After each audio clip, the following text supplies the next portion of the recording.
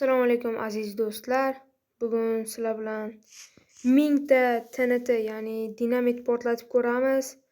Va bunda nimalar bo'lishini hozir kuzatib ko'rasizlar. Shu video davomida o'tkazmasdan iloji boricha oxirigacha ko'ringlar. Juda ham ajoyib video bo'ladi. Biza bugun portlatadigan narsamiz Eyfel minorasi, o'zimiz qurgan. Juda ham ajoyib portlaydi degan umiddaman. Undan oldin like va podpiskani bosib qo'yinglar. Qayerdan portlatgan qulay deb o'ylaysizlar? Menimcha mana shu yerdan portlatganimiz qulay. Endi boshladik. 1 2 3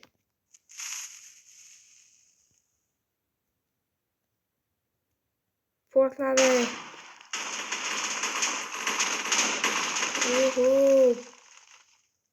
Oy. FPS'im tushmadi shekilli. Judayam yana portlayapti. Telefon qotib qolishiga ham ozgina qolyapti, to'g'risi. Mana ko'rganinglardek shuncha portlab ketdi.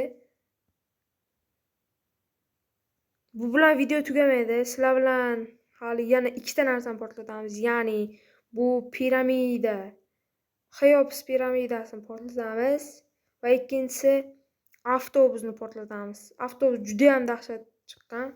Hozir ko'rsataman. Undan oldin piramidani portlatishimiz kerak. Piramidani ham uchidan boshlab portlatamiz. 1 2 avtobusga zarar yetadimi deyman. Zarar yetmasligi uchun obsidiandan qurib olamiz.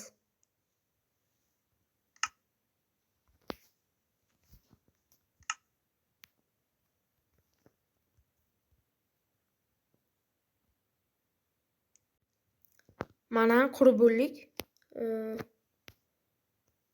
Endi bunga zarar yetkaza olmaydi deb o'ylayman. Endi buni ham portlatib ko'ramiz. Bu qanchalik Eyfeldan katta chuqur hosil qiladimi yoki undan kichikmi? Hozir buni ham bilib olamiz. Qani boshladik.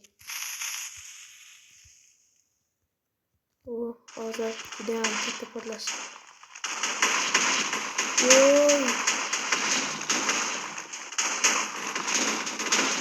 Voy, avtobusimiz ham ketdi do'stlar.